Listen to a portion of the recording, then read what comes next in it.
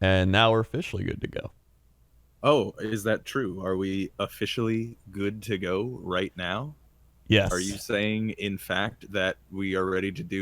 I- Ba, ba, ba, Boop, ba. boop, boop, boop, Ba, ba, ba, ba, ba. boop, boop, boop, boop, boop, boop, boop, boop, boop. Sounds like we're in a jazz bar. Ba, ba, ba, ba, ba, ba, ba. Boop, boop, boop, boop. Sinvicta's not here. 'Cause he's And he probably gives us asleep. shit. And he gives us shit. Gives us shit every week. Damn Doo-doo-doo-doo. I was here on time. I was I ready. know. I am, by the way, Bear, I just want to say, I'm really happy that you're on the podcast more regularly the past several weeks. It's awesome. It's been fun. Yeah, I've been enjoying it. I don't know the NFL as well anymore, and that is reflected in both my fantasy football performance and my pick'em scores. But it's still fun to do. Yeah. I mean, none of us know what the fuck we're talking about. Oh. Like, that's But that's the thing. None of those analysts or anything do. that's true. At least we're self-aware of that fact. I think that's why people like us more than them, is because we're so reflective of how stupid we are. And reflective of that opinion, that's why we're making millions and they're making pennies. Dude, I love it. Yeah. ESPN, if you're watching, we're open a contract to you. I'll sell out for anyone. So hey, how's it going? I'll buy a LeBron jersey. No, you can't anymore. Yeah, I you wouldn't do can't that. say that. You're right, I would. So what's up? LeBron, how's it feel to be a pussy ass bitch? Yeah, dude. Nice callback. Yeah. So hey, thanks for being the backup quarterback for Sinvicta. You've actually surpassed him in games I'm the played at this Fitzpatrick point. to his Rosen. What can I say? You really are our Fitzpatrick. And then you just kind of get benched and disappear, and then you come back.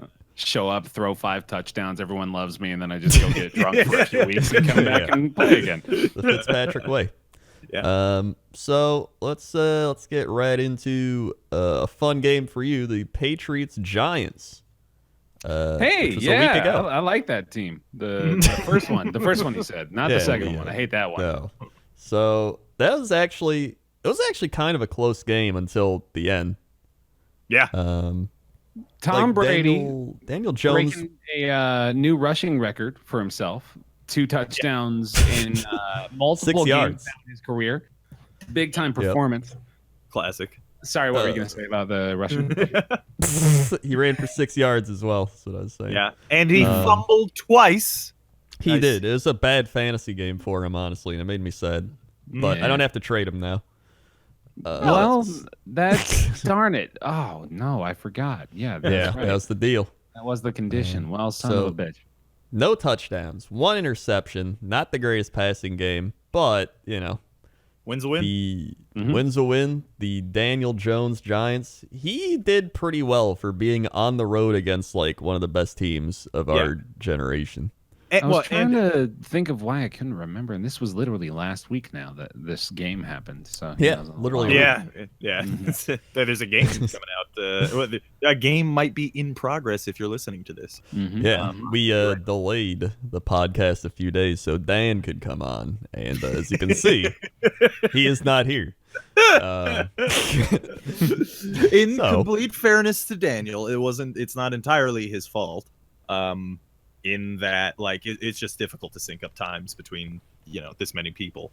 But So this Patriots defense is really, really, really good. It's probably Super Bowl good, and I know it's pretty damn early for us to be declaring that. But let's be realistic about the AFC right now.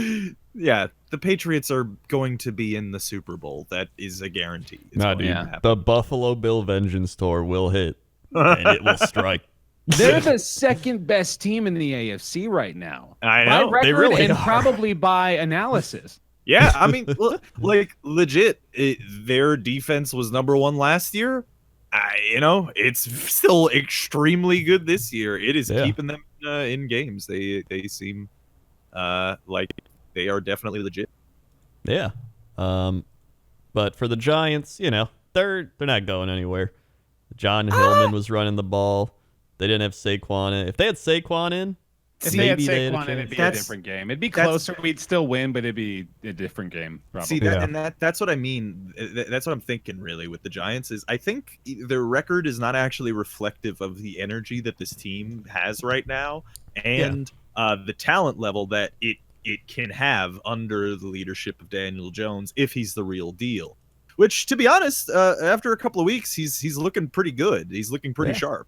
He threw 3 picks in this game, but honestly, like the Patriots' defense is more to blame for that than Daniel Jones. And beyond that, like Bill Belichick's record against rookie quarterbacks, like I don't think he feasts on them, dude. Yeah, like eats them for breakfast. He loves it.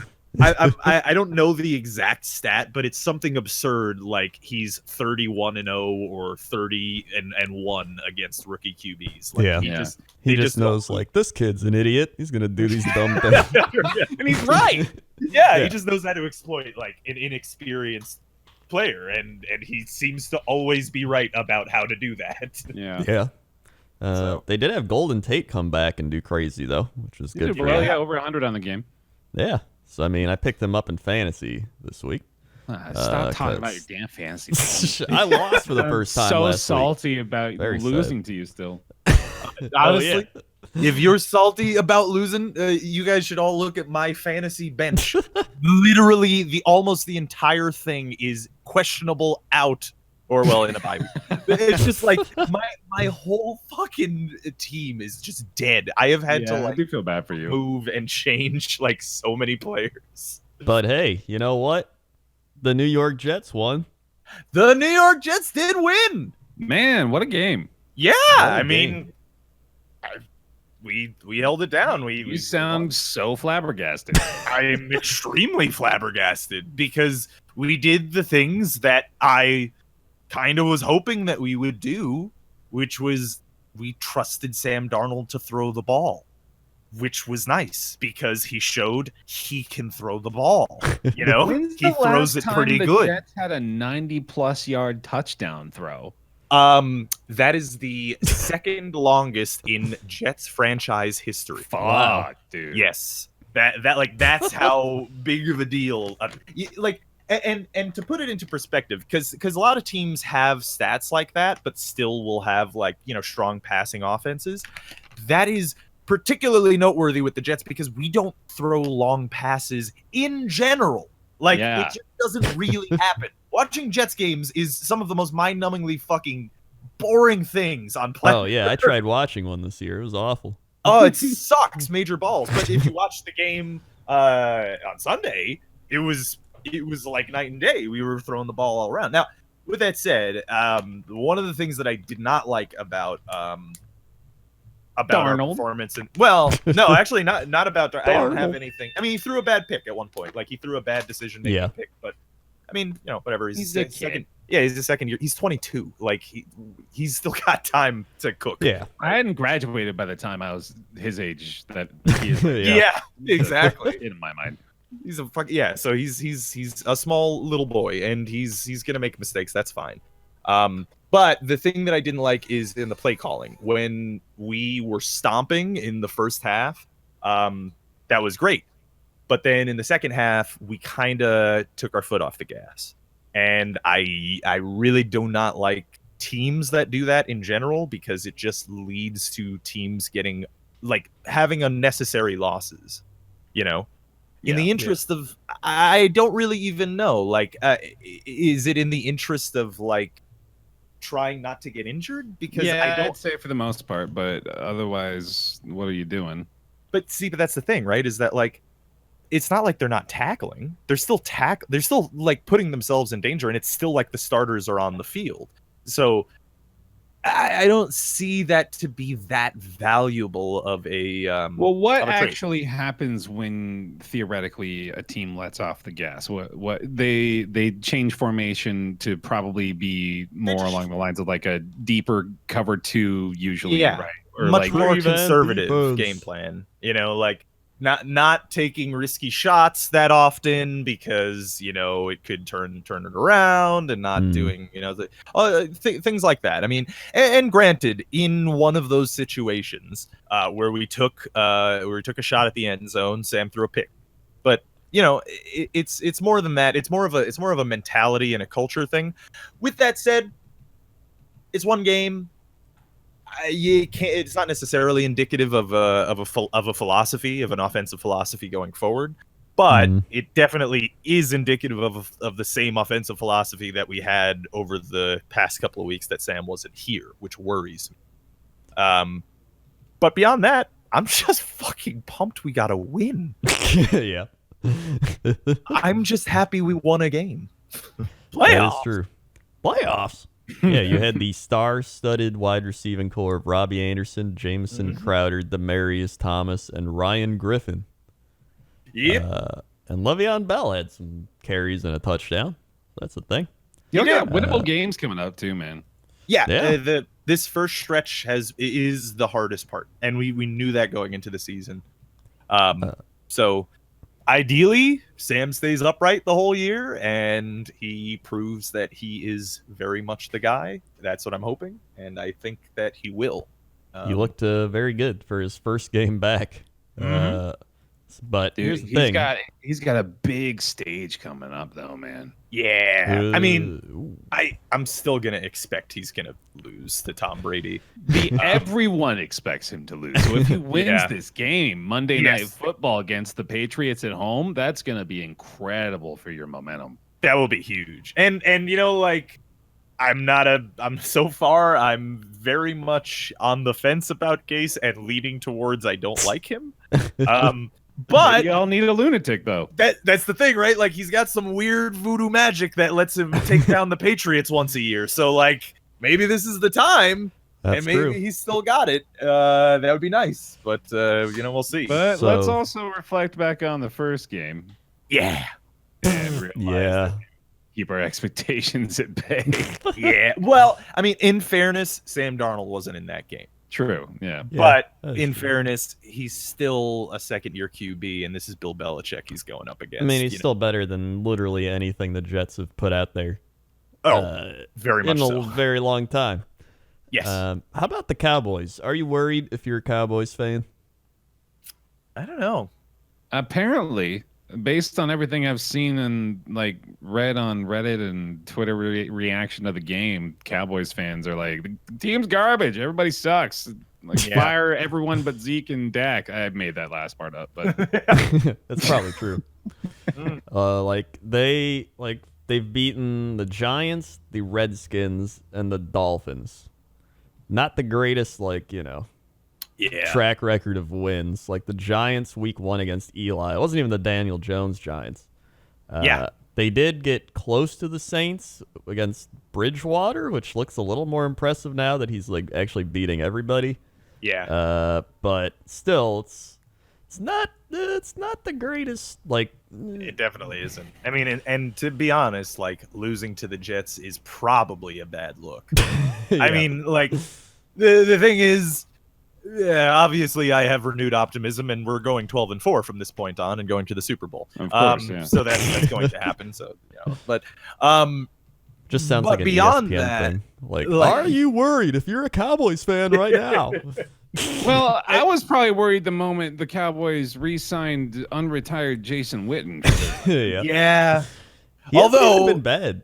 That's the thing, right? Even in the game against us, he, I think, more than once, but I remember specifically once Witten third downed us, and it sucks. I understand the AFC or the NFC East fans' hatred of Jason Witten. Yeah. It's just on third down, it's just what? Just that's the guy. Him. It's him. Go look at that guy. I guess I shouldn't really be hating because he is doing really well, but it's just it was conceptually it's just absurd. He unretired at age 37, and they're like, "Yep, he's still our best option." Yeah. Yeah. It is odd. It's not looking great, but Jason Garrett, I know everyone's like, fire him. I don't honestly know much about Jason Garrett though, so. I mean, he's a Marvin Lewis at this point now. I think actually now that Marvin Lewis is gone, he's probably the longest tenured coach outside of Tomlin. Maybe Pete Carroll, I guess, but well, Belichick.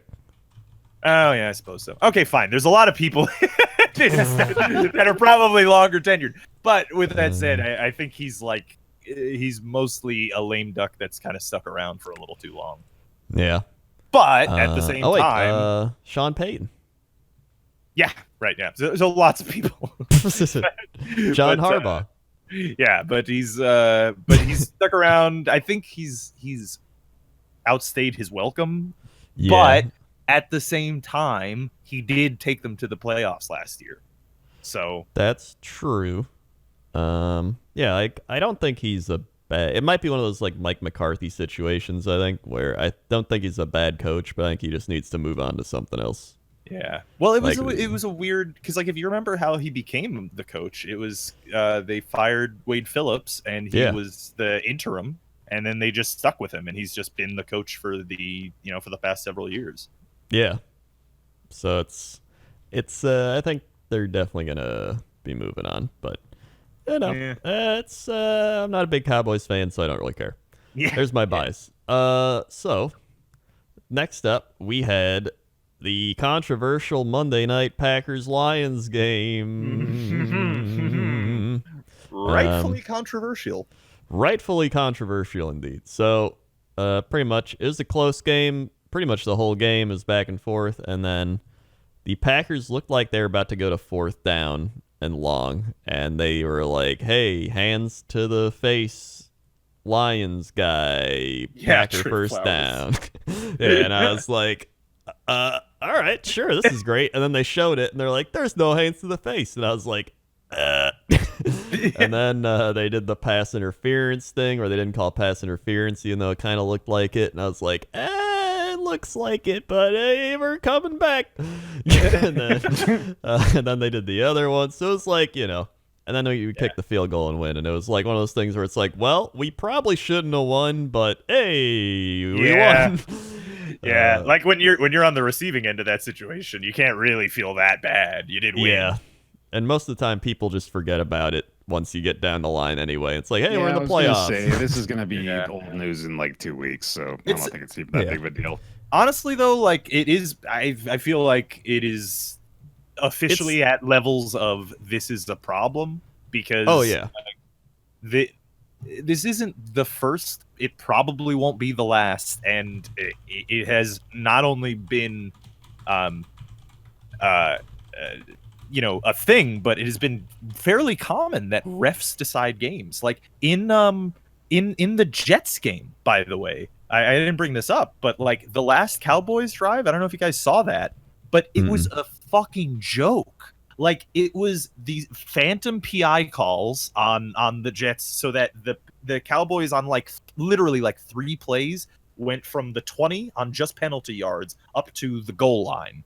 And that was just and it was 7 penalties on 7 consecutive plays. Oh my god. Yeah, like and honestly, like half of them were like okay, I mean I could kind of see it, and the other half was just like that is just not what happened. Yeah. And it's just like I don't know if the refs are fucking rebelling or something, but like it just looks absurd. Well, there was a thing that I think said only 1 in 28 of the pass interference penalty reviews have gone through as like a turnover. Like, and one of them that didn't go through was in the Packer game, and it was against the Eagles a few weeks back. And it was, I think it was pretty blatantly a pass interference, even worse than the Packer game one. If you look at our chat, I'm linking it right now. Like, I think it's pass interference. The ref said no, it was not. And then the game-ending interception we had was the other one.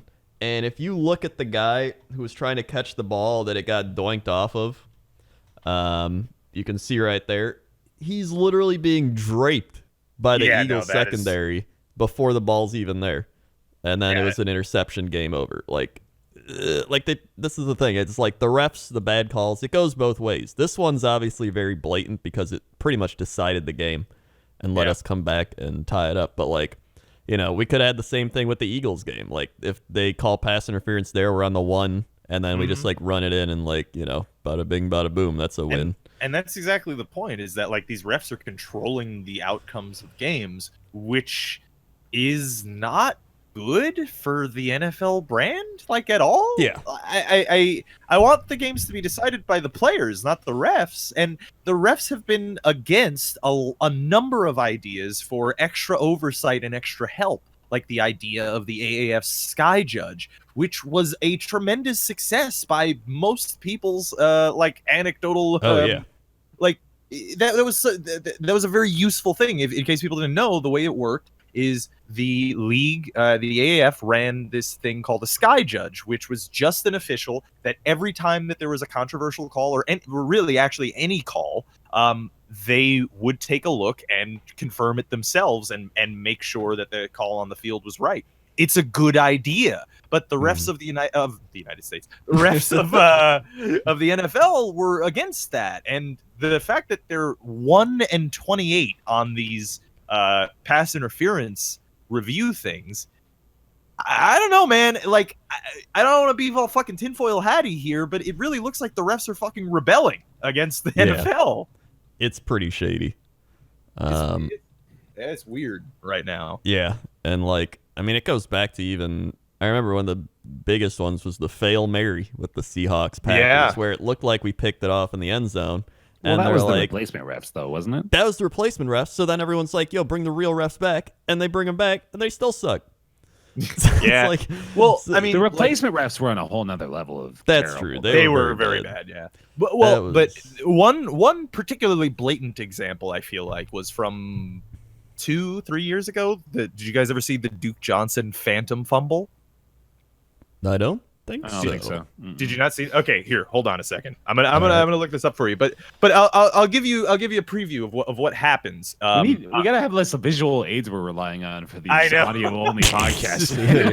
I really do. But in case people don't know, and you should look this up, and I'll post it in the Discord here. But is what happened is Duke Johnson, he was a player for the Browns at the time, was in a game. He ran the ball.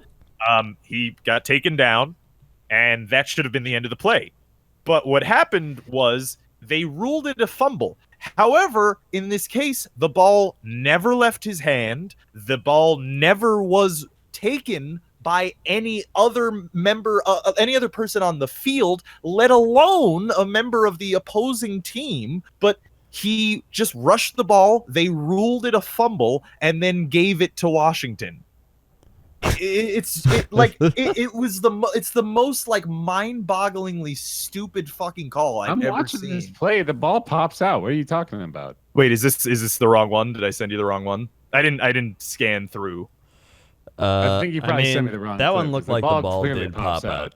Yeah, then I must have sent you the wrong one. But the one that I'm talking about is that, which is just like it's like maddening. But well, I don't know. That's the wrong one. Yeah, that's probably. Either way, it's I linked that other one from like 20 years ago or whatever it was, 15, 20 years. It was like when the Browns first came back and they like had a play at the end of the game against Jacksonville, and then the refs were like, we're going to review the catch play, even though they'd already ran another play, so you're not actually allowed to go back and review a play that happened after they snapped the ball, but they did, and then they overturned it, and they were like, the game is over. Yeah. And that was like one of the most controversial ref things. Then we go back to last year with all the roughing the passer things. Mm-hmm. We legit lost a game to the Vikings. Well, no, we tied that game. Pretty much lost it because of that roughing the passer. We had one against Washington. We had another one against the Bears at the end of the game. It was just like... Well, and remember the refs stole a Saints-Patriots Super Bowl from us in lieu of a Rams-Patriots Super Bowl last year as well. And it would have been a lot better of a Super Bowl. Well, yes, what a job that did to boost the local fandom in LA, huh? Yeah, for real. Did the job for them. And that's the thing, right? Is that like when the idiocy is so blatant, it becomes logical to assume in some degree to assume that something fishy is fucking going on, and you would have that view that seems completely reasonable that like, Well, they tried to help out that LA market, right? Because it Yeah. does seem like that at this point. That's why And no matter whether or not that's actually happening, the NFL has to realize that that's the image that they're putting out with their brand right now. Yeah. And it's like when you win like that, you're happy, but at the same time, you're like, we still want to win fairly. You don't want to just be gifted whatever it is, even though you probably do forget about it down the line. But, it doesn't feel as good. Yeah, like I don't want Tom Brady to retire before I can watch Sam Darnold beat him. At least once. I want that happening once in my life. Yeah. Might be Sunday. Yeah, you never know. Monday, I mean. A man or can Monday dream. night, Yeah. So, yeah, that was just... I feel bad for the Lions, but at the same time, from a game perspective, they kicked a lot of field goals. They kicked 5 field goals. If they even score like 1 touchdown instead of a field goal, they're in a much better position. But, it still doesn't feel good to, have that happen. But, again, from a game perspective, they didn't do great. Like, Stafford was 18 of 32, 265 yards. A lot of his yards came from like 2 big bomb plays that our defense gave up. They got stopped on the run, only 34 yards rushing from Kerryon Johnson, who's their best rusher. Galladay, 121 yards, who I think had both of the big catches down the field. Marvin Hall might have had 158 yards. Yeah, he only had 1. So it was Jamal Williams had a day, huh? He sure did. Jamal Williams coming back with vengeance, 104 yards. Aaron Jones actually had a really shit day. He had 47 yards, which isn't too bad, but he had a wide open drop touchdown. Like Aaron Rodgers threw it directly to him. He was wide open at the goal line. He just dropped it. Yeah. And then pretty much Jimmy Graham. Did you know he played basketball? He actually, yeah, you might have not known this because nobody ever talks about it. That's crazy. Yeah, he used to play basketball, and you wouldn't be able to tell because he can't catch the ball in the end zone for some reason. It's great. That's the second time he's dropped a touchdown. Actually, it might have been the third. I just don't. Mercedes Lewis is actually looking better at tight end. The 15-year veterin. You guys have like a retirement home at tight end right now. We do. And our other tight end, Robert Tonyan, is out, who is like our younger guy that was looking promising. But Alan Lazard came in and he started balling out. By the way, Alan Lazard showed up in the preseason and was probably our best preseason receiver. So everyone was like, where is this guy? We need receivers now that Adams is out. And then Geronimo goes out and he just comes in and starts balling. So I think he might actually be one of our top receivers now. And my dad texted me and said, I like this kid Lizard. I'm going to start calling him Lizard now. You should call him Kid Lizard from now on. Yeah, actually. Kid Lizard. There he goes, Kid Lizard. There he is, Kid Lizard streaking down the Lizard. So I'm just going to call him for your Blood Bowl team. There you go. There he is. Kid Lizard. Look at the time. It's 5:30. Yep. It's everything evens out now. Yeah. I know Sinvicta wanted MVS, Marquez Valdez-Scantling to go off. He had a big catch. Yeah, a big catch.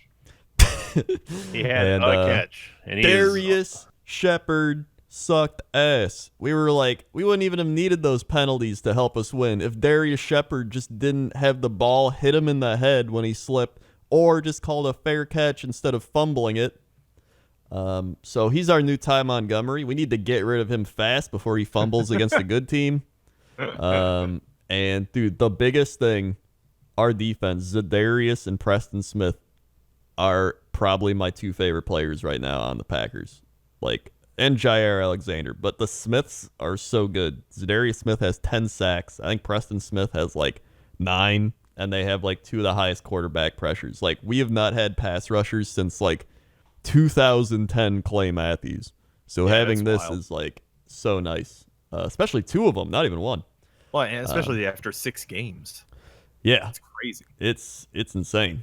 And then I think the Lions are actually a solid team, though. That's the thing, is like their defense is really good. Like Justin Coleman looked like an amazing corner out there. They cause a lot of fumbles. They got good pass rush. Like the Lions are actually a legit team. I think they can finish the season like maybe like what are they 2-2-1 right now. Like they could probably get like 9 wins. I think they're like a 9-win team. Yeah, but the real question is, can they run? That's that's been their Achilles heel for the past several years. Yeah, so it's gonna be I don't know, but either way, the refs suck. Packers won it. People forget, and we're 5-1. Let's go. It took us till December last year to get 5 wins, so I'm loving this. Pretty damn good. Yeah, pretty damn good. 6-0, but you know. So let's go to the game of the week. Buccaneers. Oh, that's right, the Buccaneers. Oh my God, we have to talk about the Buccaneers game. The Panthers Buccaneers in London. Let's talk about the quarterback of the game, Jameis Winston, with 6 turnovers, 5 interceptions. Really impressive solo performance, Coach. Yeah, huge solo performance. 3 fumbles too, I think, right? Like in addition to that, with like 1 loss. He had 6 solo turnovers. 6. My God. Like, If how there's does that anyone happen? out there, if there's anyone out, first off, my alarm didn't go off today, which is the reason why I didn't show up on time Yeah. for like the second time this season. Secondly, if there's anyone out there who is still on the bubble, thinking that like this is a situation that can be fixed, Jameis Winston, hopefully you're like understanding now to what I've been saying for the last 4 years, which is that he's trash. He's not only a trash human, but he's a trash quarterback and should never ever touch a football again. But he probably will. Yeah, it's not good. He's also the tied for the most sacks in the league with Marcus Mariota. Yep. The Buccaneers 2 draft line, classes. the Buccaneers offensive line is probably the worst that I've ever seen us have. But Really? Jameis Winston also threw 5 interceptions, and they didn't take him off the game. Yeah, that's just not good. Who's your backup? I forget his name. It doesn't matter. Oh, Is it so it's one of Vincent those. Testaverde? Oh right, yeah, it's But, Vincent well, Testaverde. Vincent Testaverde, he's third string right now. The Bucks have like Ryan Gosling or something. But like this is the first time in the history of me loving this team for whatever stupid reason that I'm actually legitimately considering stopping rooting for them because Jameis Winston is just awful, and I cannot. Wasn't Rob saying that at the beginning of the season though about the Jets? Yeah, but I've never said. But I'm not a Jets fan. And I've never said that about the Bucks until now.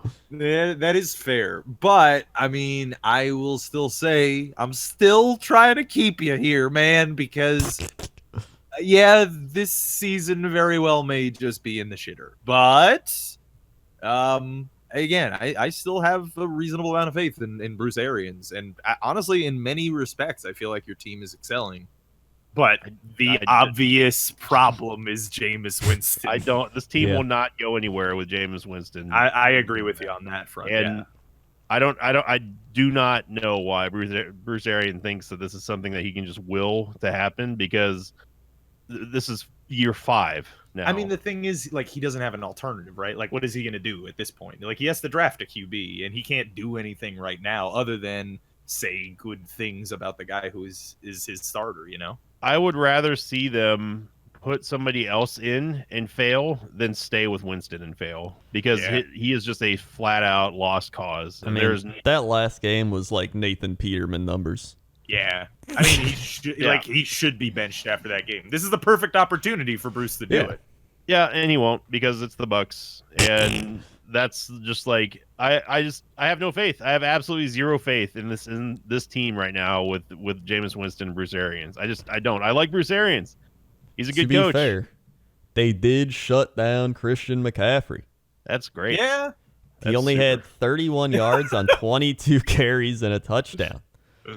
But they could not stop the man, Kyle Allen. 2 touchdowns, Yep. 227 the yards. The legend.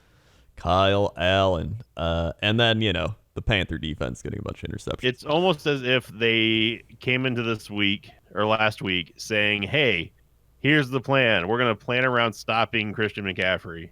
And all we have to do is just not make boneheaded plays. And Winston goes out and throws 5 interceptions. 5 interceptions! 5! Not 1, not 2, not 3, not 4. 5 interceptions and a solo fumble. And we let him off the hook. So,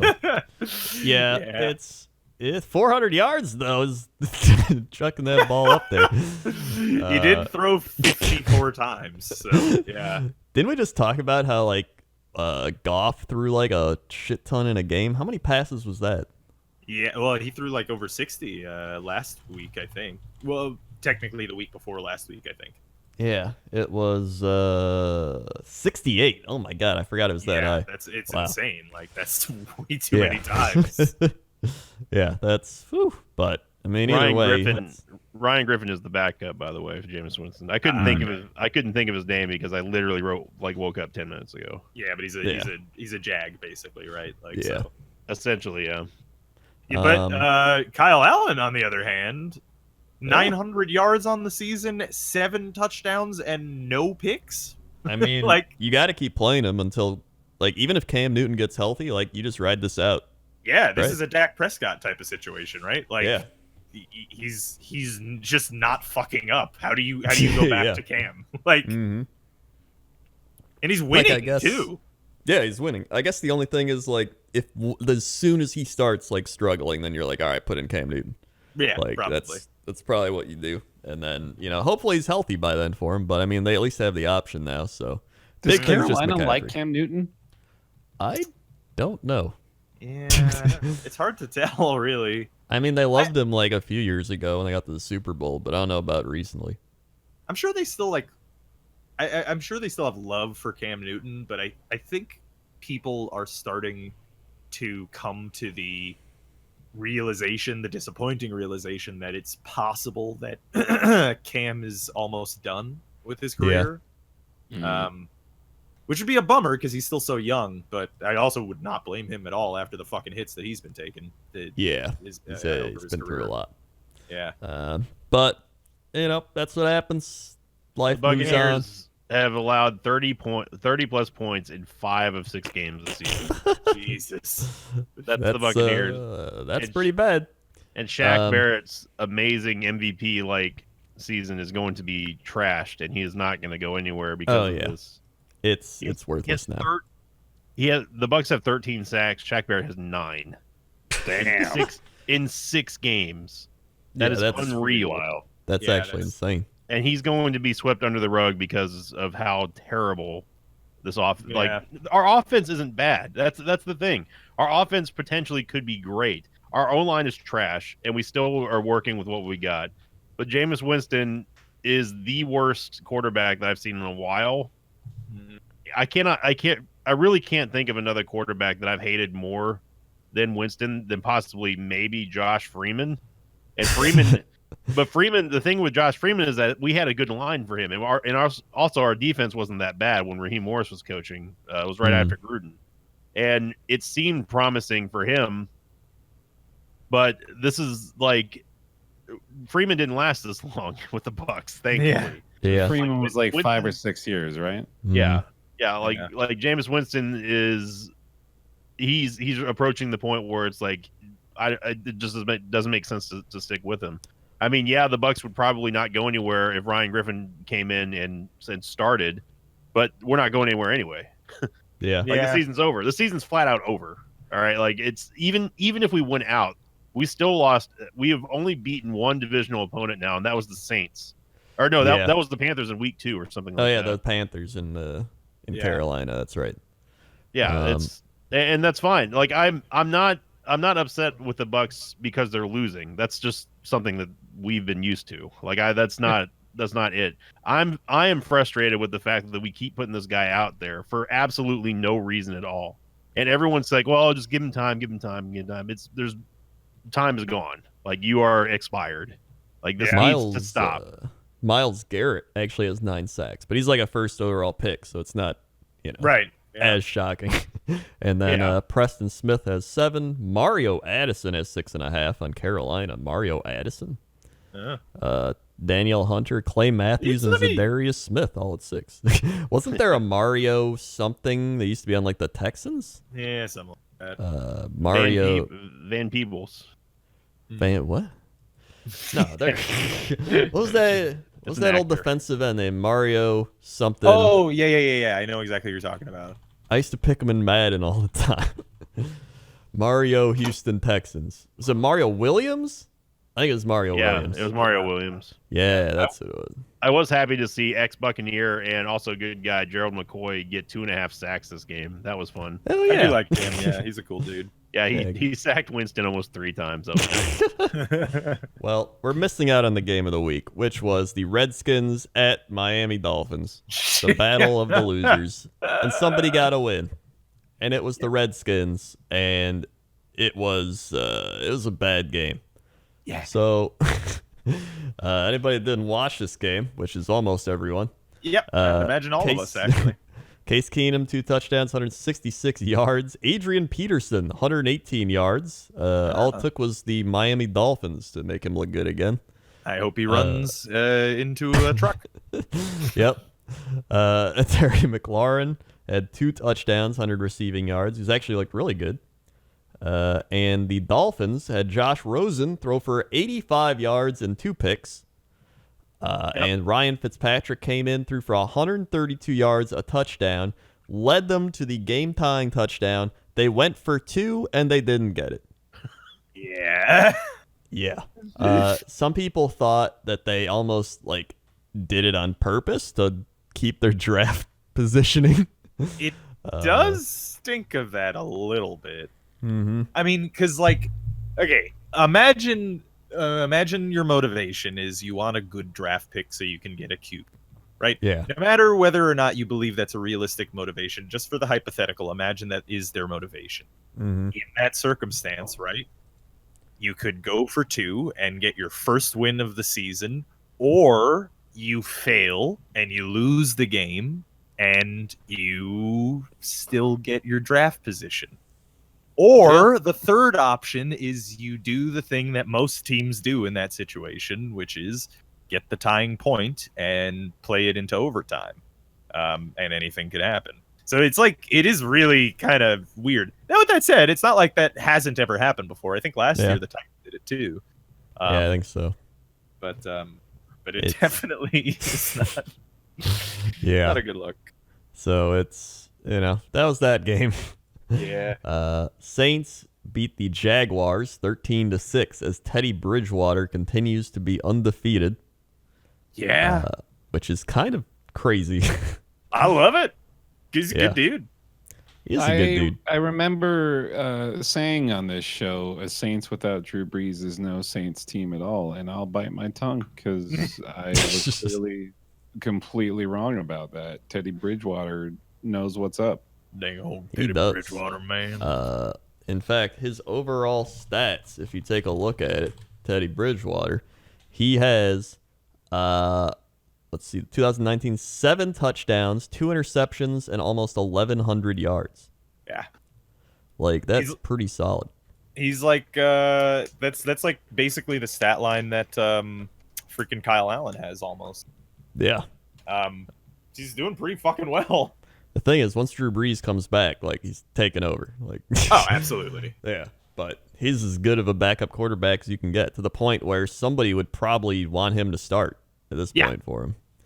Well, I mean, right now it does seem like the Saints' intention is that he will start because they've re-signed him for a long-term deal. They seem to be on the train of whenever Drew decides to hang up the helmet and cleats, you are the heir apparent.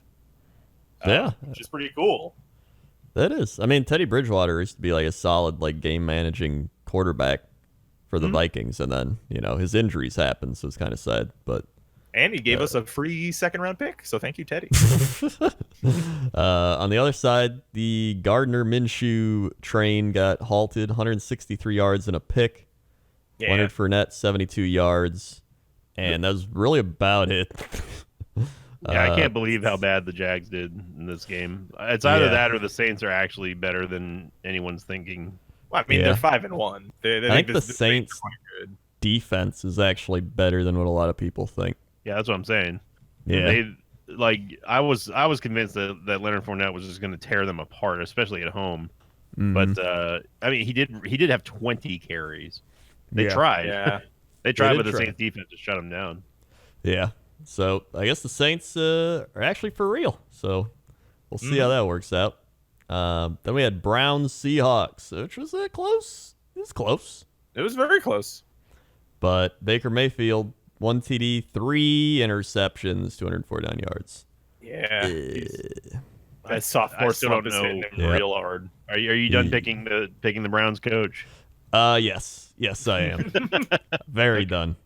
In fact, if we look at interceptions, passes interception, it is Baker Mayfield with 11. Second place to Jameis Winston at 10. Yep. That is bad company. Yeah. And then But to Josh be fair, Allen, 5 of Jared those. Goff, Matt Ryan. I'm not defending Jameis, by the way, because I hope he sincerely falls off a cliff. But 5 of those interceptions can come off of one terrible game. Man, Yeah. I'm glad he's leading That is something.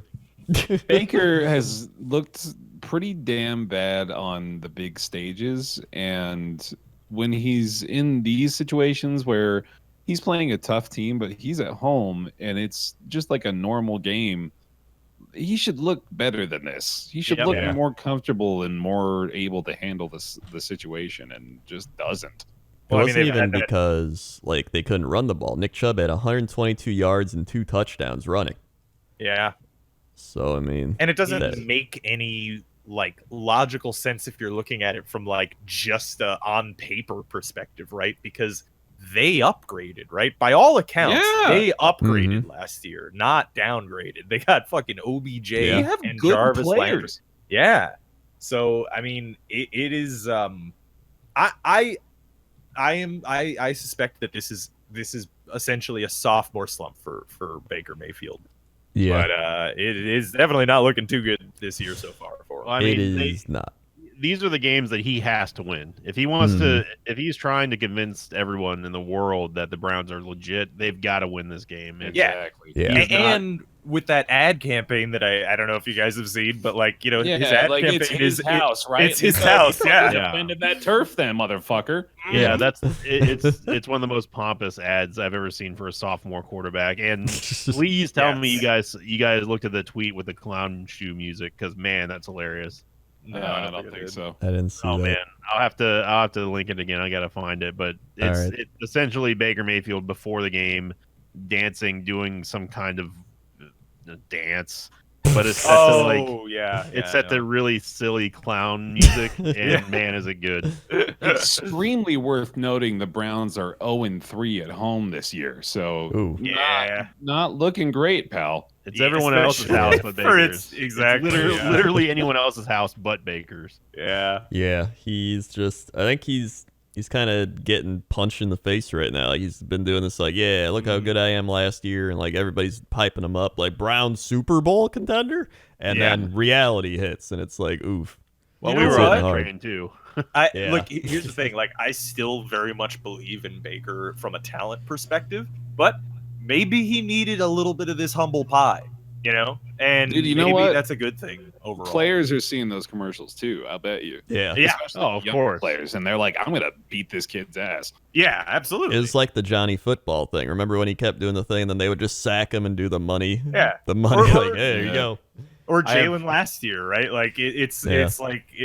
like, look, you can talk shit, and people will like it if you talk shit, but you got to back it up. If you're not backing it up, you just look like a fucking joke. I have Yeah. linked the tweet in private text, by the way. Okay. It's only maybe 8 seconds long, but man, is it good. Yeah, it's dancing. Yeah. The music just makes it even better. That's pretty good. We gotta create here's the bullshit we link through the course of the podcast RSS feed or something, man. We really do. I should put, you know what? I'll put another next podcast. I'll put another text channel in this Discord that we can only type in with links that were. There you go. And then I can There just you copy go. paste them into the descriptions and whatever. We'll just make it easy. Well, I mean, because I've been having to link stuff in the comments. Yeah. Yes, we should fix that. Yeah, it's meanwhile, a great system. It's working well. Chris Carson ran for 124 yards and a touchdown. Russell Wilson continued to dominate and literally carry the Seahawks. This is reminding me legit of like Aaron Rodgers-esque things from like the old Packer teams where it's like, this team is not supposed to be 5-1, but here they are. Yeah. It's like he's literally just carrying this team. Like he is. I would honestly have him as like an MVP candidate right now. I agree. Yeah. Like it's actually insane. Yeah, He's really good. I said it last week because for a long while I considered that there were 3 elite quarterbacks left in the NFL, which is Tom Brady, Aaron Rodgers, and Drew Brees. But I am fully in agreement now that there are 4, and it is Russell Wilson. And I gotta say, as far as performance that is on the field right now, outside of Aaron Rodgers, like Russell Wilson is looking like he really has earned that title of elite more than anyone else. Because the way that I view that term, because everybody's got a different view on like what makes an elite QB. The way that I view it, like my definition of that is, if the QB is capable of winning games based on his performance alone, then he's elite. And Russell keeps proving that. Yeah, I agree. Yeah, I definitely agree with that. So it's gonna be one of those things where will he carry them? Like, how far is he gonna carry them, or is it gonna break at some point? So it's like they're 5-1 right now. So yeah, they're 5-1.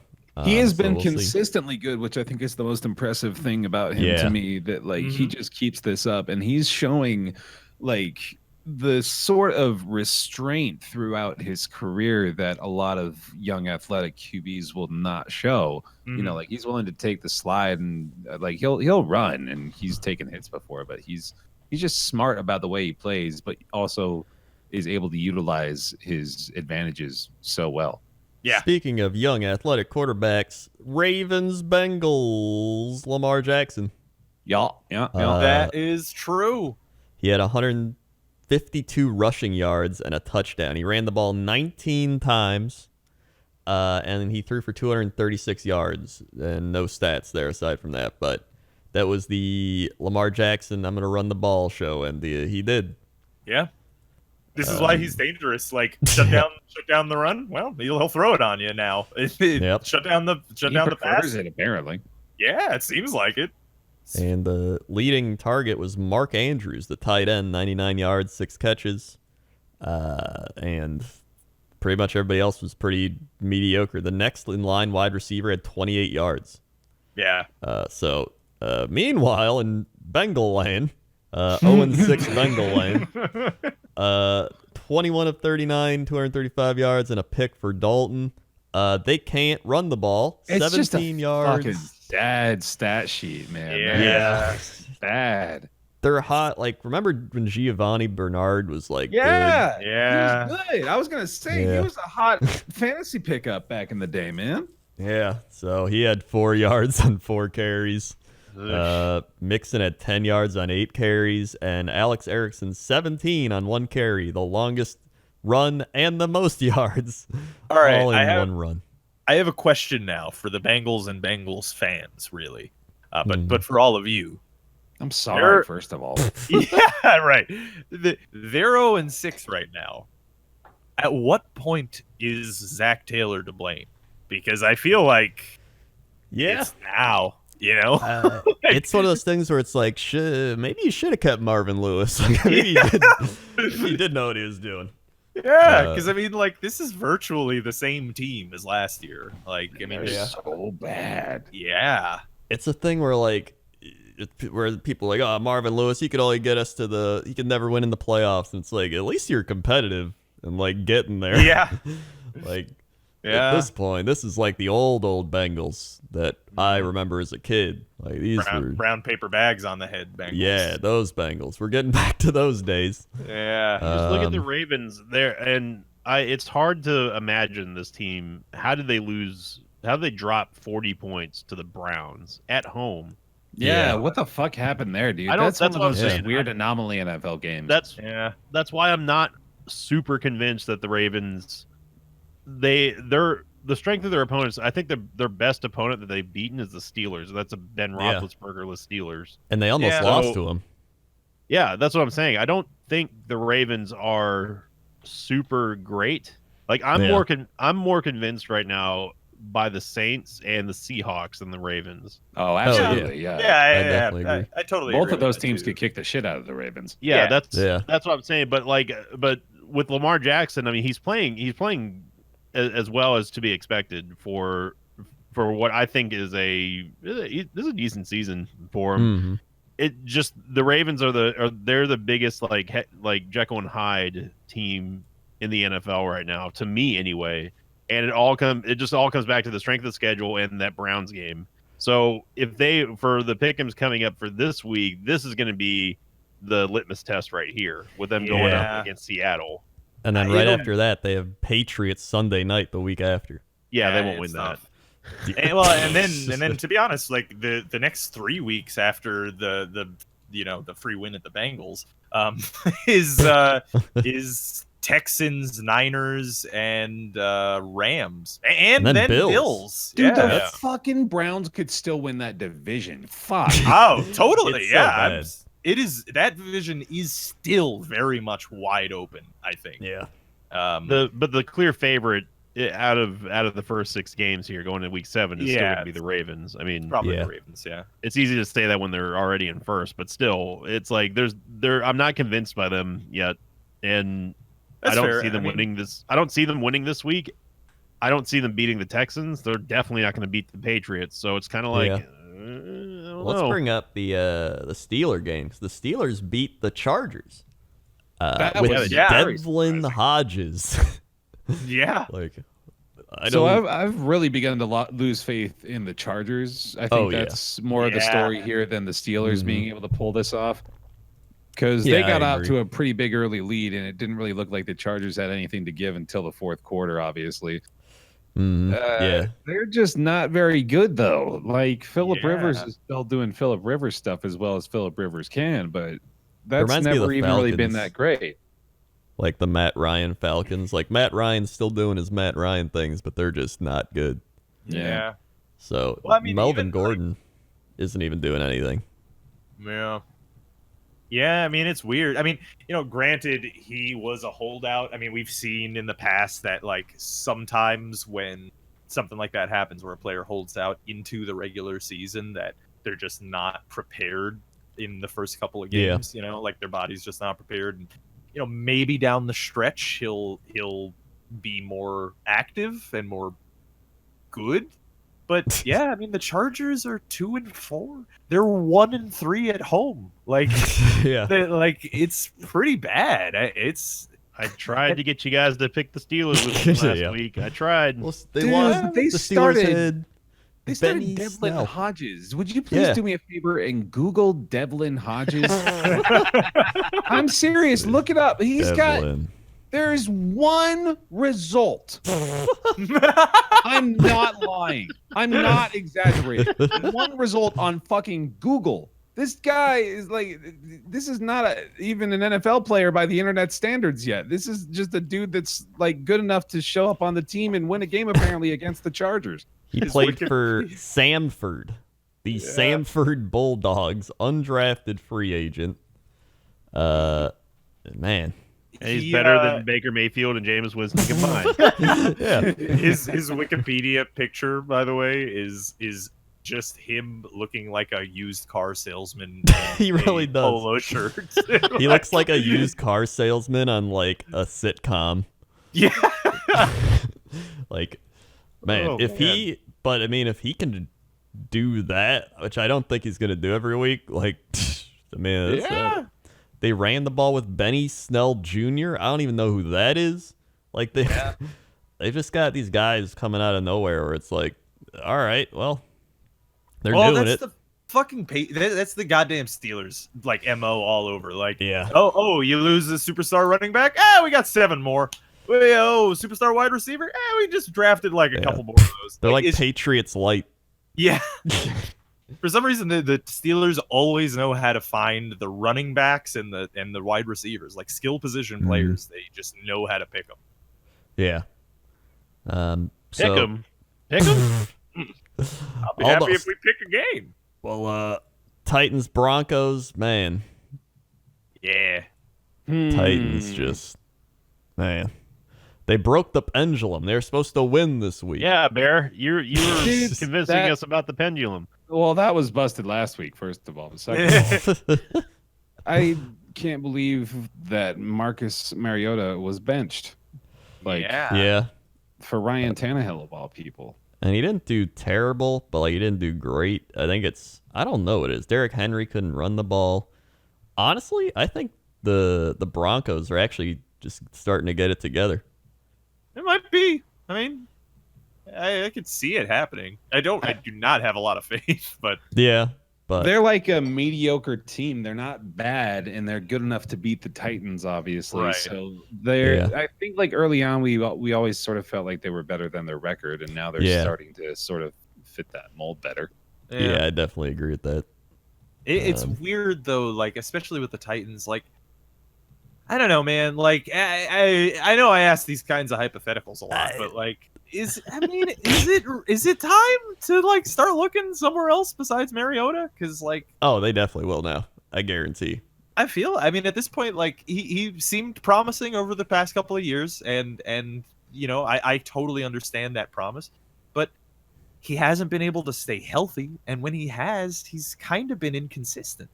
Yeah, you know? I think it used to be like he used to run a lot. That was his thing in college, right? And then now he can't really run because he's gotten injured so much, and it's like he's not a good pocket passer. You got ourselves a packet passer right here. Pass some of them packets. Throws those packets. So yeah, I think they'll probably go with Tannehill from here on out, honestly, and then look somewhere else. The Titans have scored 7 or fewer points in 3 of their last 4 games. Jesus. That's not good. Yeah, it's not great, coach. Yeah, so we'll see what Tannehill does with like a full week, and then maybe he'll turn it around. You don't know. He's a pretty good quarterback, honestly. And not great, but you know, I'll say too. Like, I don't know that much about the Titans, so I'm not that in the know about Marcus Mariota, just from what I've seen him on the outside looking in. And I don't know, like maybe their O line is terrible and their receiving core is terrible. I don't know. I mean, it's possible, but like at this point, like as an outside fan, it's just like it doesn't seem like he's the guy. Yeah. Well, let's hop over to the Falcons Cardinals. A battle of teams that don't play defense. Battle of birds. Matt Ryan. If I would have told you these stats, Matt Ryan went 30 for 36, 356 yards and 4 touchdowns, and they lost. Poor man. And let me tell you how they lost. They missed the extra point. Yeah. It's the most Matt Ryan stat ever. It's the perfect Matt Ryan game. I feel so bad for that man. Like, he had a 144.9 passer rating. Now, remember, last week we told you the highest is 158.3. Like, he almost had the highest possible passer rating. This man did all that he conceively could to win What this. voodoo curse was inflicted upon Matt Ryan For real. 3 years ago? In the moment when 28-3 happens in the Super Bowl, at some point the monkey's paw, the final finger curled, and it was like, all right, Matty boy, your time is up. I'm sorry. They turned on the Large Hadron Collider. The Cubs won the Super Bowl. We're in the wrong timeline, boys. But yes. I want to say, fucking Kyler fucking Murray, boys. Fucking Kyler fucking Murray, bro. I've been saying it all season, and especially and I said last week that this is definitely the team that they can get another win off of. We knew the Falcons' entire defense was injured. This this was the game for him to go off, and he did. 340 yards, 3 touchdowns, ran for 32 yards. Not bad. Yeah, pretty darn good. He's looking like in a few years he could be like that Russell Wilson style quarterback. Yeah, like that's the thing with him right now. That's part of the reason that I'm like particularly excited about him is right now the kind of like the way that he's playing looks like a player that is going to be capable of, you know, dragging a team to victories and stuff because he has that sort of improvisational characteristic that so many of the best QBs have. Yeah. You know. So so I think he's got a bright future right now. And the Falcons, they don't, because even when it looks good, they miss the extra point and they lose. So I think Falcons are in tank mode because it's not looking good. On the 49er Ram game, it's 49ers, man. That defense. The Garoppolo. 5-0. 243 yards and a pick. Didn't even do a lot. Yeah. But they just run the ball. Tevin Coleman, Matt Breida, they just keep pounding away. And then defense, man. Niners defense is Super Bowl worthy. I think it's going to be Pat's Niners, man. Could be. It could be. Yeah, I don't know. Quan Alexander, they got Jimmy Ward, they got Richard Sherman, they got DeForest Buckner, Solomon Thomas. Like, they got a lot of these high picks. Nick Bosa, so many high picks from just being bad for a while. So I it's think starting to they're turn around. officially legit. Like, I think that's official now, I feel like. On the other side, Jared Goff, 13 of 24 for 78 yards. That's a Trubisky stat line right there, boys. That's a Baker Mayfield stat there. It unfortunately is. Imagine Sam Darnold out-throwing you in one pass. Yeah. Oh, boy. Yeah, that's insane. The Rams went for 150 of total yards on offense, I think, for that game or something like that.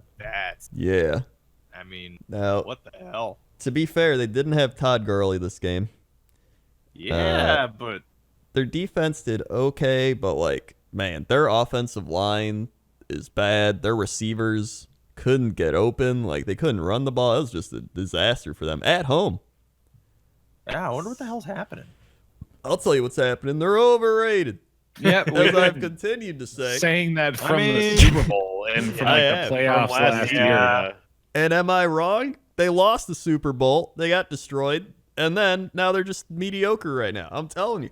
Well, I mean, all of us picked the Niners to win, Coach. So you're not really saying. Yeah. Well, that's true. But I'm telling you. All right, Coach has his whiskey for today. I will say, look at that NFC West though. That's old school NFC West with the 5-0 49ers, 5-1 Seahawks, 3-3 Rams, and 2-3-1 Cardinals. That may be the best division in football. But then you look at the NFC North, 5-1 Packers, 4-2 Vikings, 3-2 Bears, 2-2-1 Lions. That's still another good division. Then you take a peek over at the AFC East. Boy. Bear. Hey, you got the Patriots. You got the Bills. I'll have you guys know that Sam Darnold was AFC Offensive Player of the Week this week. Oh, yeah. Put that in the trophy closet? Yeah, you're absolutely right. I am. You can go right here on the fridge, right here. Good I job. keep my trophy closet in my butt. By the way. Oh, okay. Moving on. Texans Chiefs. Thanks, Rob. The Texans, like I said, beat the Chiefs. They did. They did. And I think part of it's just because Pat Mahomes isn't 100%. Yeah.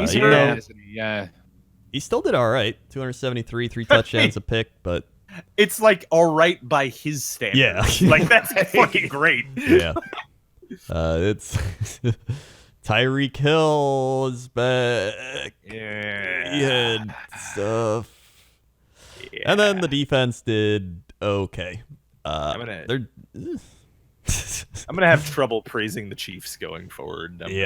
I don't. The Chiefs' defense looks even worse than last year. Yeah, it's real bad. Yeah, it's not looking good. On the other side, they just got to outscore everybody, and they can't. Watson threw 2 picks, and they still scored 31 points. Yeah. Like, what was the time of possession on this game? Does anyone know? That's check. Hold on. Yeah. The Carlos Hyde had 116 yards and a touchdown. A lot of running from Carlos Hyde. It really looks like the Texans had the ball. Yeah, 39 2/3 of the game or something, wasn't it? The Texans had the ball for 40 minutes, and the Chiefs had it for 20. Yeah. Woo. That'll do it. Yep. That does remind me of old Packer teams, because I've been through this so much, where it's like Aaron Rodgers, put him out there, and then they just start running, and you're like, this is boring. Our defense is bad. Put the guy back out. Yeah. So it might start turning into that in Kansas City. So we might see them start doing not as good, which it seems to be. And then the Texans, Deshaun Watson, 2 rushing touchdowns as well, and then their defense did okay. So I mean, Texans 4-2 now. We'll find out more about the Chiefs in about 2 hours. So that's that's true. It'll be a quick turnaround. Yeah. In fact, if you're listening to this, you probably already know. Yeah, That's you got some inside. Depending on when Grindor uploads this to the channel. I'm gonna upload this so fast right after. You just wait. Then we had the final game, which was Eagles-Vikings, and the Vikings beat the Eagles 38-20.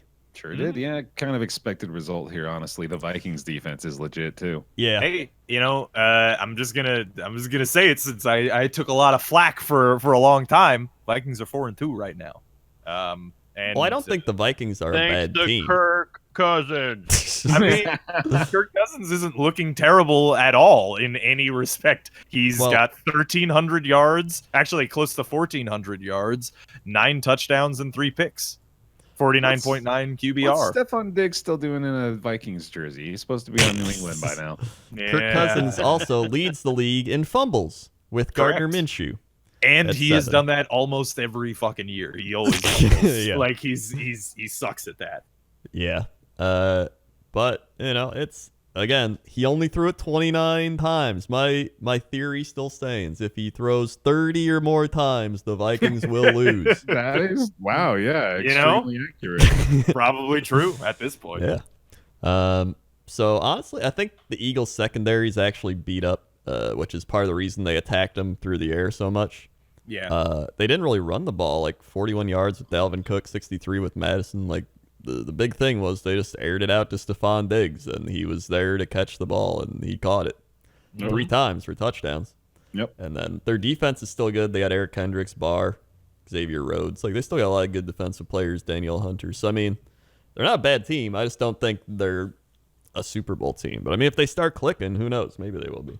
Yeah, I don't think they're a Super Bowl team either, but I still think that they're definitely a potential playoff team.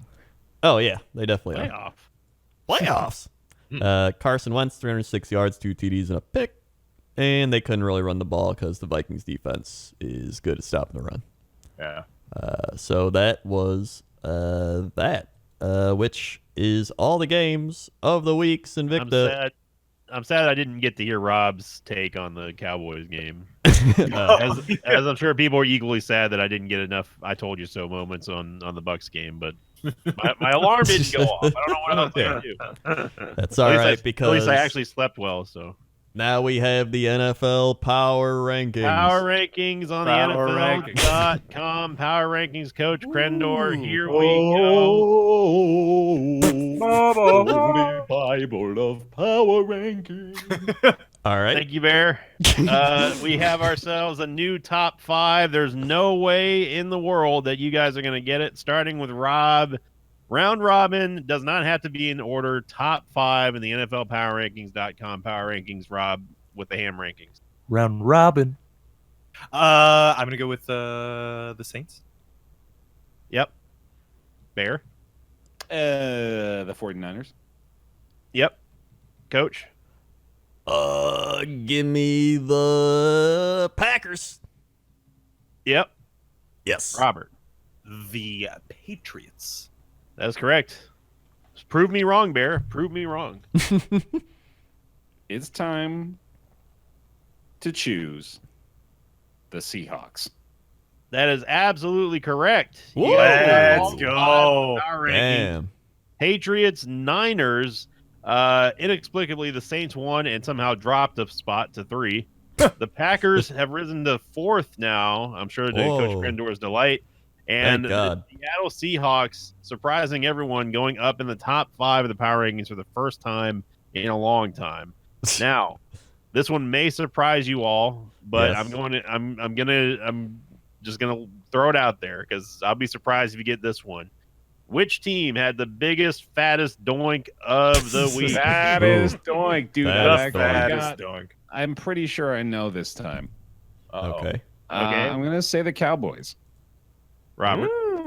You know what? That's a good guess, and I probably Yeah. agree with you. But I am, in the interest of the game, I'll say the Rams. Coach? I'm gonna go with the Chargers. Those are all incorrect. The biggest, Okay. fattest, longest doink of the entire week was the Philadelphia Eagles, dropping 9 spots. They dropped from 6 What? to 15.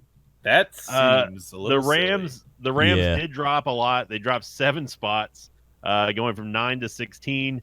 And who else was the other? What Cowboys? About the other- Cowboys. The Cowboys. Cowboys Yeah. only dropped 3. Are you fucking kidding me? So Nope. hold on. Nope, you can't argue with it, Rob. The Eagles lose to a now 4-2 team, Nope. and they drop 9 spots. Nope. No, This this is is now the blasphemy. first time I've actually been upset. What the hell? Can't Now you know how I feel. You can't question it. It's the Bible. You guys are just being blasphemous right now. Dude, the Cowboys fuck have the dropped Cowboys so from hard, man. 8 You know to the 11. NFL is like sucking the Cowboy D right Oh, now. absolutely. No, Coach, you just can't argue with it. This is the Bible All we're right. talking about now. How about the bottom? As far, well, we're not there yet. As far as the best doink, the shortest doink, I don't know. The thinnest, Well, I mean, really, in the context of what a fat doink actually is, the longer doinks are better. the thinnest doink. I don't. No, you would want that to be very fat. I don't know what we're talking about at this point. Anyway, Yeah. the Girthiest team to doink. rise. Thank you, Bear. The team to rise, the cream of the crop, has indeed been determined for Week 6. Can you guess it? Again, starting with Rob for the round robin. Is it the Carolina Panthers? No, Bear. Was it perhaps the Washington Redskins? No, Coach. Was it the Panthers? No, incorrect. You already said the Panthers. Literally the first guess. It was still incorrect, Coach. I like his Busy enthusiasm. looking at the NFL standings, looking for a team that I was like, and I wasn't paying attention. Yeah, I'm glad that you tried. You tried as best as you could. All right. Pulled a good old Bruce Arians trying to make Jameis Winston work. No, Glad to it see was my the, friends listen to the words that I say. It was the Minnesota Vikings. They've risen 8 spots. The Vikings have gone 8 spots, passing teams such as the Bears, the Bills, the Panthers, the Lions, and the Colts to move to the top. That surely shitty means fucking that a 20th team place Eagles. that would be defeated by that wouldn't drop very far. Right. The Vikings have now risen into the top 10, rounding out the top 10, where the Chiefs did fall to 7th. Texans rose up to 6th spot on there, with the Bears and the Bills staying at 9 and 10. And now we go to the fun parts. Robert, yes, sir. your Jets, your New York Jets, true or false? True or false? The Jets have passed the Atlanta Falcons, the Cardinals, and the Buccaneers all in 1 week. Oh, that is really specific for it to not be true. I would feel weird if we passed the Cardinals, though, but I'll say true. That is correct. The Jets have now risen I don't to the vaunted top 25 of the NFL Power Rankings All by right. getting to the 25th spot. But If still, there's they rose one 5 thing- spots. If there's one thing that is clear about this segment right now, it is that the NFL values the Dallas Cowboys much higher than No, anyone Rob, else you can't does. argue it. You just can't do it. Now, Coach Crendor. Yep. True or false, the Buccaneers are now down in the last 3 teams in the bottom 30, 31st, 32nd spots in the NFL.com power rankings. I would say, let's see, Bengals or no, Dolphins. That's already 2. And then it's got to be the Reds. So I'd say that's false. I'd say they're 1 spot above that. That's absolutely correct, Coach. The Buccaneers have fallen down to the 29th spot, only taking the top spot if you're talking about the bottom 4 over the Dolphins, Redskins, and Bengals. Now, because Bear needs something to do because we already know where the Patriots are. I'm part of it. Yeah. Yeah. Bear, true or false? The Chargers are now ranked lower than the Cleveland Browns. True, sure. That is incorrect. Oh. The Chargers are 1 spot away from being ranked below the Browns, who dropped to from 21st to 23rd. The Chargers now have fallen from 18th to 22nd. Ooh. And the Steelers. Fair. Yeah. The Steelers had the second fattest doink with going up from the 26th spot to the 19th spot. We got to come up with a different term for that because a doink is that doink is inherently like a drop to me. That's always falling down. Well, I'm just going off of what you guys established like 2 weeks ago. I mean, we could call. I wasn't even here for that. Call it a double doink. A dink. A dink. There you go. Dink. Yeah. There you go. Doink goes All down, dink goes up. Yeah. Okay, yeah. There you go. Well, the smallest or the fattest dink then goes to them. Actually, yeah. Shut up, you fat dink. Wow. We don't bring that now I don't want language to to use the it table. anymore. Yep. So that is the power rankings on the NFL PowerRankings.com. Back up to Coach Bear and Rob in the booth. So right before we get to the pick'ems, I'll bring up these real quick trades. The Rams traded Marcus Peters, who was from the Chiefs, to the Ravens for Kenny Young and a 5th-round pick in 2020. Then, of course, there was the Jalen Ramsey trade, where they acquired Jalen Ramsey for a 1st-round pick this year and next year, and a 4th-round pick next year. Who is they? The Jaguars. Jaguars. Okay. Yeah, they had Jalen Ramsey, as you would, I would hope you know. But they. I don't. No, that's the thing. Well, no, but like they traded with the Rams, right? Like that's where Jalen is now. Yeah. So that's a fucking hefty haul for Jalen Ramsey, dude. Yeah. I mean, like especially knowing he wanted to leave. That's the thing, right? And knowing you're going to have to pay him a big contract, like probably the top CBE contract, right? Yeah. Yes. And they also still have a shitty offensive line. And, I don't think that's going to fix their problems. And then trading away potential future, stars for your team just for this seems not good. But I do have a special bonus ranking. All right. So there is another ranking on NFL.com which ranks exclusively the quarterbacks. Oh. And Rob, this one's for you. Oh, okay. True or false, Sam Darnold is ranked above Jameis Winston and Baker Mayfield. Ooh. I think that might be true. It's true, Rob. Oh, let's go. Sam Darnold rises to the 18th, rising 6 spots over Baker and Jameis Winston, which by the way, I'm glad that they had to point out that like it was off to the races after mentioning that Jameis's literal first pass was an interception in the game, because that was a great way to start it off. Jameis Winston. It's too bad Faker Mayfield making up phony stories in the sports media. Sad. And Sam Darnold had mono for 3 weeks, and he is now better than Baker Mayfield. Yeah. And this one's for Bear just because he didn't have much to do during the power rankings. Bear, true or false? Jameis Winston is ranked above Andy Dalton. Oh, he's got to be below Andy Dalton if you hate him so much. He is surprisingly not, but they're only separated by 1 rank. Winston's the 26th, Andy Dalton's 27th. Oh shit! I just wanted to Who's throw the that worst out. quarterback? Jameis Winston did fall. He did have the biggest, fattest doink, falling 7 spots this week. It's hard to tell because there's an NA next to a lot of the bottom quarterbacks.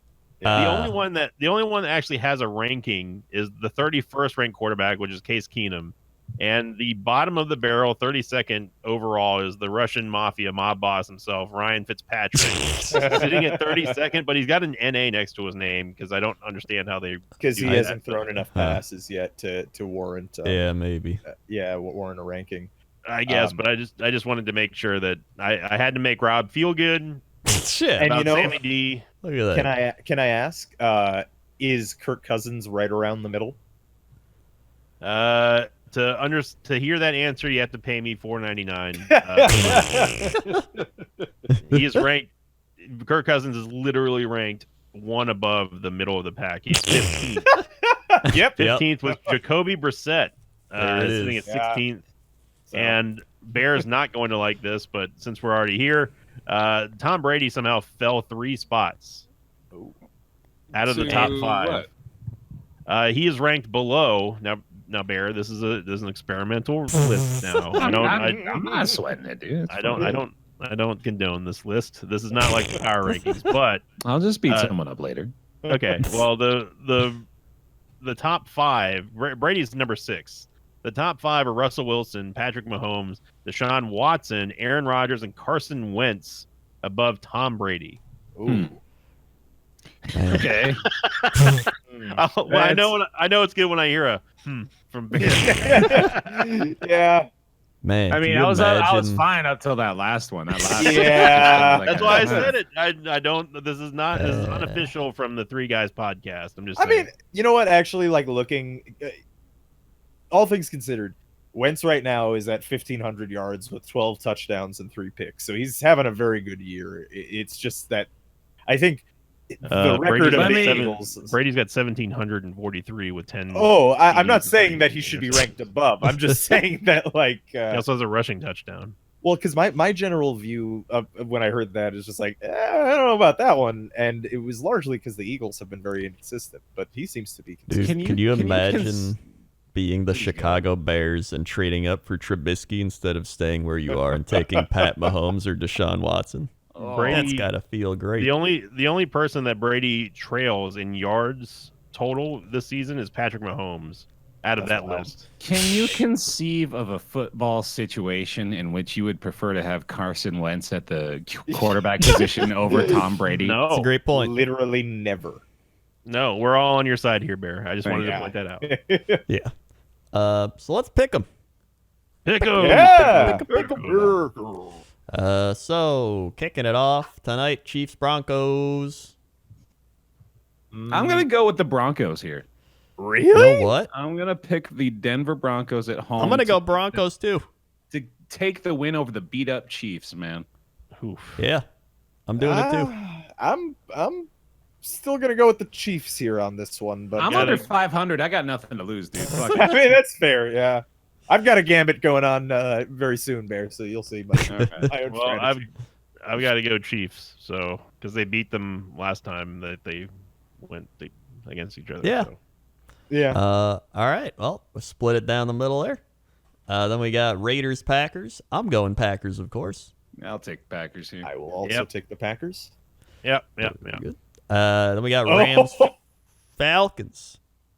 What? I think this maybe warrants a Invicta proclamation right now. I think this is going to be a humdinger. It's difficult to call because we're either going to see like 150 points or we're going to see like 10. Yeah. Yeah. I honestly could see the Falcons like somehow winning a shootout. I could too. At home, it's not. Do we know is Todd Gurley going to be back this week? Questionable. If he plays, the Rams will win. If he doesn't play, the Falcons are going to smoke them. Yeah, I know that's not good for a pick'em, but my gut's going Rams here. You know what? I'm going Falcons. I'm gonna do it. I've been burned by the Dirty Birds like 3 times this season, so I'm gonna go Rams here. But I could see, like, if it ends up like you were saying in a shootout, Matt Ryan, in my view, is a better QB than Jared Goff. Yeah. Yep. I don't want to go Falcons, but I kind of feel like I have to. I do not know about. Is he officially listed as questionable for Todd Gurley? Yep, because he's on my fantasy team. Oh, speaking of fantasy, I'm going to change to Falcons just so I can root for them because I got the Falcons offense is basically my fantasy team this week. All right. Yeah, I've got to Fair go enough. Falcons. I don't know. It's such a hard game to call because I hate rooting for the Falcons, but I like I feel Matt like Ryan. the Rams need like a game to prove themselves, and I haven't seen it yet. Yeah. Yeah. Next one's 49ers, so you can just skip that. Yeah, that's the You don't think the Redskins will win? They're at home. Nope. No bold predictions this week. Yeah. Yeah, so that's the 49ers. Texans Colts. This is a good game. Yeah, this Yeah. should be interesting. I think Texans for sure, but it'll be close. I'm going Colts. Yeah? I'm going Colts. The Texans always play, or the Colts always play the Texans really, really hard. Yeah. And the Texans really don't have. I mean, they got smoked by the Colts the last time they played in Indy or in Houston. So, But the Raiders beat the Colts in Indy. yeah, Raiders aren't bad. I don't mean, think the Raiders are They're bad not either. good, I think the Texans are better than the Raiders, but I The can't- Falcons almost beat the Colts in Indy. Yeah. I guess. All right, fine, Bear. I'll pick the Texans. Come on. I don't know where y'all are getting this from. I'm still trying going to Colts. find the stats for yourselves. I mean, I am seriously considering picking the Colts, but I do have full faith in the Texans and Deshaun Watson, so I'm gonna go with Texans. I but still I think could it's a definitely see division. It's a That's- first yeah. place battle. Like whoever wins this takes it. Like they're gonna be amped up. Exactly, and the Colts are coming off of a win. Yeah. Risk it starting, right? Yeah. Yeah. So it'll be a good one. It'll be close. I still think the Texans win though. I agree. Like I could see this going either way. Hmm. So we got, is that 2 Colts, 2 Texans? I'm No, on I Texans. I picked the Texans. All right. Texans, So I'm I'm the only Texans. Colt. That's all right. Yeah. I'll Yeah. take my number 1 record. Continue to ride into the sunset. You're not up by that much. Vikings at Lions. Another division battle. Oof, man. The I Lions. think the Lions are gonna be mad and they're gonna come out Yeah. and they're gonna shut down Kirk Cousins and win. Dude, Vikings D is too good for the Lions not to be able to do anything but let Matt Stafford throw the ball. Like they can't run. Rob just said it, and if they're one dimensional, the Vikings will stop it. Yeah, Yeah. I'm in agreement. I think the Vikings are going to win this one. I don't know, man. The Lions are starting to look like they're starting to put something together. Yeah, and also, they're I should scrappy, mention, That's mention true. that the Vikings have not beaten a divisional opponent this season yet. I just want to That point is that out. true. That's also true. That's a good so- point. Yeah. I'm the- going with Lions on this one. All right. See, the only reason that I would dispute that is that the Vikings are doing the same thing and starting to put something together and having a winning streak, and they're 4-2, and the Lions are 2-1. But what does that have to do with their 0-2 versus divisional opponents this season? Well, what I'm saying is that, like, if the Well, argument one of those is games was for, in week 2, so that was really Yeah. early in the season. so like I'm saying, like, if the argument is for momentum, then I would argue that the Vikings have just as much.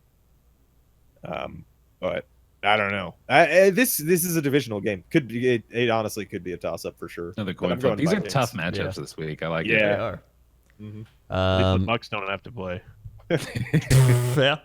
Then the Jaguars Bengals. Ooh. Oh, dinger. The legend of Gardner Minshew. Dinger. I Jags, honestly baby. don't know. Yeah, it's a Jags, boys. You think this is a toss-up, Grandor? Honestly, this is like the type of game the Bengals would win to not go 0-16. I guess you're right. That is a valid point. Yeah. So I'm gonna go Bengals just because I think the Jaguars are capable of blowing What? games like this. Wait, Grandor's feelings are now valid points. You just think that this is the game that they're going to win? No, I believe him in that. That's a Bengals thing to do because they're not the team that Yeah. goes 0-16. They're the team that goes 8-8 somehow. Like, yeah. no one even fucking understands. But by the end of the year, they're like, "Oh, wait, they won 8 games. Win." I can see them going 3-13, and I think this is a win. Yeah. I can also see this being one of those weeks where we're like, coach has lost his freaking mind, and then they just happen to win just because Grendor says, like, yeah, I can see them winning this one, and then everyone else looks stupid. Well, But He's gonna not the way, join me? dude. I'm not gonna doubt the prophet while he's telling the truth. I'm going with the Yeah. Jaguars because I think that they still have something to fight for this season. I still believe in Gardner Minshew the second, the memeiest lord on all of the face of the NFL. Yeah, I gotta Know go what? Jags still. Bengals, lock it in. Dude. Lock it in. How you This feeling? is wild, man. All right, coach is he's drank enough whiskey. This someone get that bottle. Cardinals, Giants. This could go very much either way. It But- could. I actually think that this is probably a Giants win. Because Saquon's yeah. coming back, and That's They're getting true. Saquon back this week. I think that's Yeah. a pretty giant. Yeah, I'll go Giants. They're at and home. see, I've been really high on the Cards and like Kyler Murray and stuff, and I've picked them the last 2 weeks. Yeah. But I have no illusions to the fact that I think the Cardinals are a bad team. I think Kyler Murray is very good. And Yeah. I think I'm not sure he's ready to handle a team that is maybe pretty good like the Giants are, you know? Yeah. Yeah, The so- Giants aren't good enough to beat the best teams, but they are good enough to beat the Cardinals at home for sure. Yeah, I think Yeah. so. They're better than their record shows, I think. Yeah. But I still I've got to go Giants here only because Saquon's coming back. Yeah. Mhm. 4 Giants. Then the Bills get a second bye week playing the Dolphins. There you go. So that's the We can Bills. move on. Yeah, that's the next Move one, on. yeah. Here we go. Chargers, Titans. This one Ah, could go. what the fuck is gonna happen here, man? That's a dinger that hums, Yo. boys. Ryan Tannehill's gonna come in. Titans. I'm going Titans. Yep. I'm The going Chargers Titans. have to win this game. If they don't win this game, their season's over. Yeah. That's also true. So But I gotta go Chargers here. I feel it's the same for the Titans. They got to win this game. They Yeah. won't, though. I don't know. I don't know what the fuck is going Man, on. I I gotta take the Chargers. Like, it's still like on paper, it's a team that should be winning. They should be. Yeah, I don't get it. Yeah, it's very weird. So I My gut still says that the Titans are going to win this one because like the Chargers are not good. They're just not Yeah. good. They are, but they're They're good on the road. supposed to be though. But Yeah. the Chargers are 9-2 on the road since 2018. But yeah. but I think that for the same reason I feel the Jags are going to win, the same is true for the Titans because they actually still, I mean, the AFC South is no joke. Like they're trying to compete here, so I think that they're going to play the Chargers hard, and I am not convinced by anything that the Chargers have done other than lose. So Yeah, I got to go. I got to go with the Titans. That's just what my gut's telling me. that's All fair. right. So Victor's the only right one. Moving on. Ravens, Seahawks. Seahawks. Bird battle. Seahawks. Seahawks. Yeah. Seahawks easily. Yeah. Yeah. Although honestly, like I could see this getting out of hand. Yeah. Because It it's, could get crazy with Lamar Jackson. Yeah. So It's Seahawks at home though, and like they're Exactly. they're way Yeah. better now than they were a month ago. Yeah, I think so too. Saints, Bears in Chicago. I think it'll be close, but I'm still taking Saints. Yeah, I'll go Saints. Is Trump's back yet? Yes. Ooh. This is his first game back, but I still don't trust him. Yeah. I Yeah. still can't pick the Saints. I mean, you picked the All right. Falcons earlier. Yeah, but that's the Falcons though. I'll pick the Bears with you if you go Bears, just out of allegiance to my country. I'm going Bears. Let's go Bears. Fuck yeah. I cannot Split pick the decision. Saints. Then we got the Sunday nighter, Eagles Cowboys for the division. That's the Eagles. Yeah. I gotta take Eagles. I don't trust the Cowboys. This is I don't know. NFL power rankings are going to have a real hard time with this. Eagles win, dude. We're talking about the 5th ranked quarterback here, Bears. Cowboys no. gotta blow them out this game. Eagles are garbage. I think the Eagles are going to win, though. Yeah, they're Yeah. looking better. Yeah. Eagles? Yes. Did Rob step on a spider over there? Dude, this happens every single year. Every year. This Cowboys-Eagles situation, it's like middle of the year is when this happens, and then week 17, I don't know if they're even scheduled to play week 17. Yeah, they play for the division. Yeah, every year they fucking do that. Every single year, dude. Yeah, Yep. I mean, well, the AFC East hasn't had a repeat winner since like 2008 or whatever, right? So Yeah, or even NFC earlier East. than that. Well, I mean, if you want to look at this historically, it's the Eagles' turn to win because the Cowboys won the last time they played. That's All true. right, well, there we go. Yeah, Birds. There we let's go. Go Birds. Then we have the big Monday nighter, Patriots at Jets. Oh, the truest boys. of the hums of the dingers this week. The I biggest. am so excited for this one because I gotta tell you, I am locking in the Patriots. No, you don't even have a sliver of hope. that. Come on. No, You're just riding so high on Darnold. Here. I'm disappointed for you. No, here's the thing. I locked in the Cowboys last week, and it clearly fucking worked. So I'm locking in the Patriots this week, and I can I can hope and believe that You this can bite that bullet. Yeah, absolutely. And if I'm wrong, I get 2 wins. I think Rob is high as hell.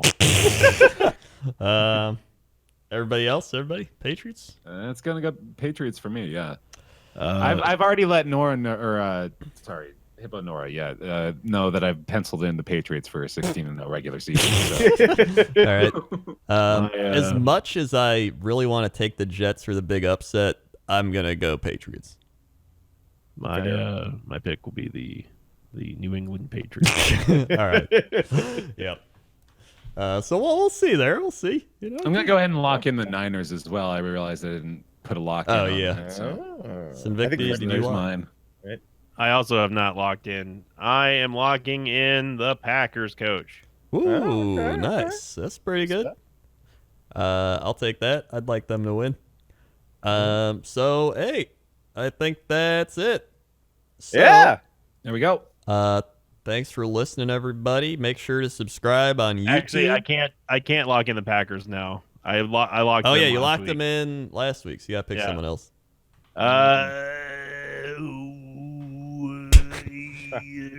You're harnessing my energy.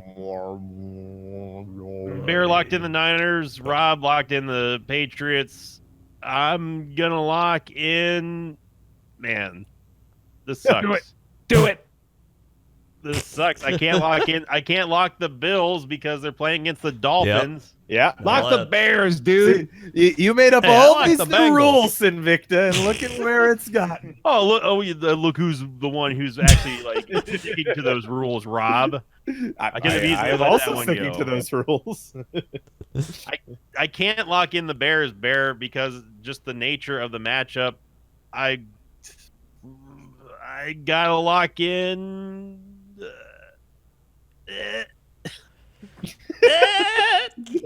You gotta you do something. You could do counter Krendor and lock in the Chiefs beating the Broncos. Yeah.